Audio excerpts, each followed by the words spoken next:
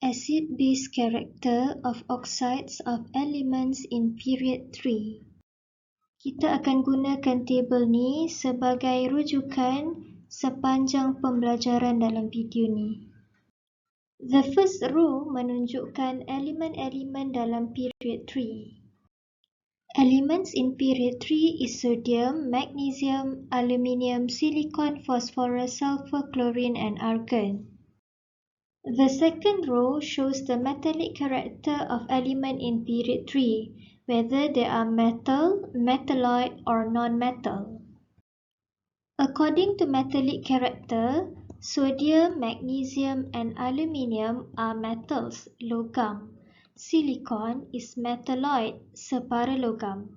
Phosphorus, sulfur, chlorine and argon are non-metals, bukan logam. The third row shows the oxide for each of the element in period 3. Reaction of elements in period 3 with oxygen will form oxide.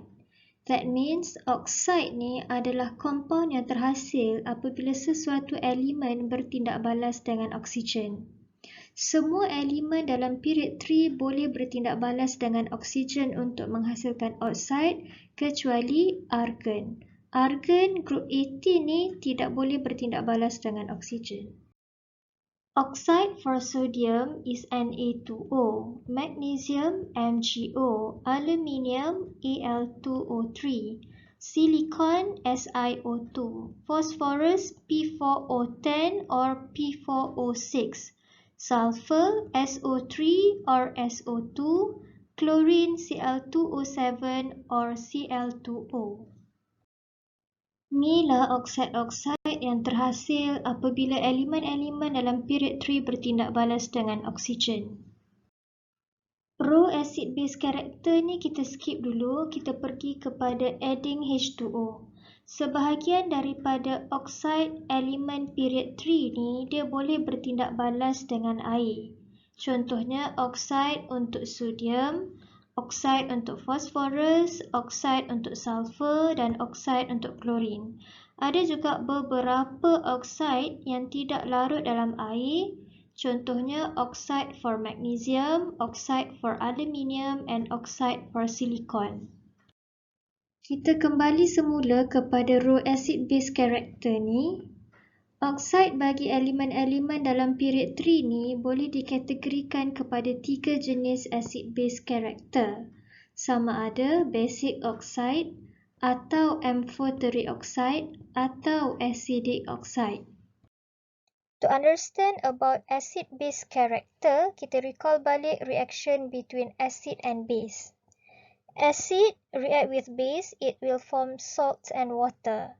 Asid hanya boleh bertindak balas dengan base. Asid dengan asid tidak ada tindak balas. Base dengan base pun tidak ada tindak balas. Untuk menentukan sama ada oksida itu adalah acidic oxide atau basic oxide atau amphoteric oxide, kita akan buat dua reaction terhadap oksida tersebut. Yang pertama kita akan buat reaction with acid, yang kedua kita akan buat reaction with base. Let's say satu oksida ni bila dicampurkan dengan acid ada reaction, bila dicampurkan dengan base tak ada reaction. So yang ada reaction adalah reaction with acid. So kalau dia boleh bertindak balas dengan acid, maksudnya dia bertindak sebagai base. So oksida tersebut dikategorikan sebagai basic oxide. Let's say oksida lain pula bila dicampurkan dengan acid tak ada tindak balas. Bila dicampurkan dengan base, ada tindak balas. So, yang ada tindak balas tu adalah reaction with base. So, kalau boleh bertindak balas dengan base, maksudnya oksida tersebut bertindak sebagai acid. So, oksida tu akan dikategorikan sebagai acidic oxide. Kalau sesuatu oksida ni, bila dicampurkan dengan acid, ada tindak balas. Dicampurkan dengan base pun ada tindak balas. So, oksida tersebut dikategorikan sebagai amphoteric oxide. Amphoteric oxide ni maksudnya oksida tersebut boleh bertindak sebagai base dan boleh juga bertindak sebagai acid. Bila amphoteric oxide akan bertindak sebagai base? Bila dia bertindak balas dengan acid. Bila M4 trioxide ni akan bertindak sebagai asid bila dia bertindak balas dengan base. Atau dalam bahasa mudahnya, kalau oksida tu boleh react dengan asid, that means dia bertindak sebagai base. Kalau dia boleh react dengan base, that means dia bertindak sebagai asid. So, as a conclusion, kalau oksida tu hanya boleh bertindak balas dengan asid, ianya adalah basic oxide. Kalau hanya boleh bertindak balas dengan base, ianya adalah acidic oxide. Tapi kalau boleh bertindak balas dengan kedua-dua asid dan base, ianya adalah M4 trioxide. So, to determine acid-base character for oxide for element in period 3, kita reactkan oksida tu dengan asid HCl dan kita reactkan oksida tu dengan base NaOH. Untuk oksida sodium dan oksida for magnesium, mereka hanya boleh bertindak balas dengan asid tapi tidak boleh bertindak balas dengan base. So, oksida for sodium and oksida for magnesium dikategorikan sebagai basic oxide. Oksida for aluminium pula boleh bertindak balas dengan asid, boleh bertindak balas dengan base. So, Al2O3 ni dikategorikan sebagai M4 trioxide. Oksida for silicon, phosphorus, sulfur and chlorine tidak boleh bertindak balas dengan asid tapi boleh bertindak balas dengan base. So, mereka dikategorikan sebagai acidic oxide. Soalan favourite yang selalu ditanya dalam exam adalah M4 trioxide.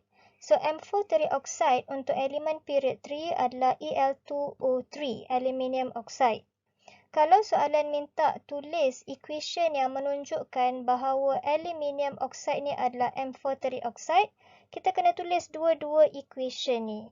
Equation dengan asid pun kena tulis, equation dengan base pun kena tulis. Equation dengan asid ni menunjukkan aluminium oxide ni bertindak sebagai base. Equation dengan base ni menunjukkan aluminium oxide ni bertindak sebagai asid. Thank you for watching.